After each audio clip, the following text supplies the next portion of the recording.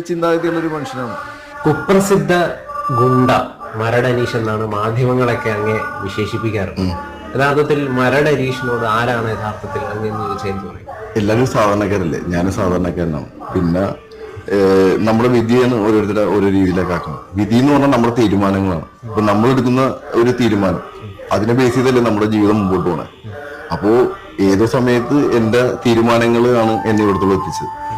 പിന്നെ അതിൽ സങ്കടമുണ്ടെന്ന് വെച്ചാൽ കുറെ കാര്യങ്ങൾ സങ്കടമുണ്ട്, പക്ഷെ ഞാൻ ഹാപ്പിയാണ്.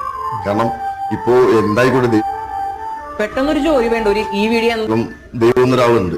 ഇപ്പൊ ഞാൻ എങ്ങനെ ആയിക്കോട്ടെ ഇവിടത്തോളം എത്തി, പക്ഷെ എന്നെ ഇപ്പോഴും ഇഷ്ടപ്പെടുന്ന ഒരുപാട് ആൾക്കാർ എന്റെ കൂടെ ഉണ്ട്.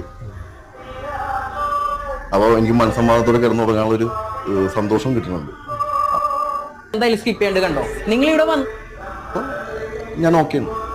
ഇപ്പൊ ഗുണ്ടയാണ് എന്ന് ചോദിച്ചാൽ 4 മാസം കൊണ്ട് മൊബൈൽ ടെക്നീഷ്യൻ ആവാം. ഇവിടെ പഠിക്കാൻ ചെല്ലുന്ന എല്ലാവർക്കും 100% പ്ലേസ്മെന്റ് ഉറപ്പാണ്. കേന്ദ്ര ഗവൺമെന്റ് അംഗീകൃത സർട്ടിഫിക്കറ്റോട് കൂടി മൊബൈൽ ടെക്നീഷ്യൻ ആവണോ നിങ്ങൾക്ക്? അങ്ങനെയാണെങ്കിൽ ഈ വീഡിയോ ഇപ്പൊ തന്നെ സേവ് ചെയ്ത് വെച്ചോ. 10ാം ക്ലാസ് കഴിഞ്ഞ് ഏത് പ്രായക്കാർക്കും ഈ ദൈവം എന്നൊരാളുണ്ട്.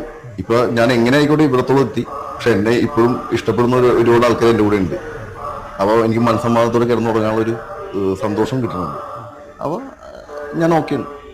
ഇപ്പോൾ ഗുണ്ടയാണ് എന്ന് ചോദിച്ചാൽ ഇല്ല എന്നെനിക്ക് പറയാൻ പറ്റില്ലല്ലോ.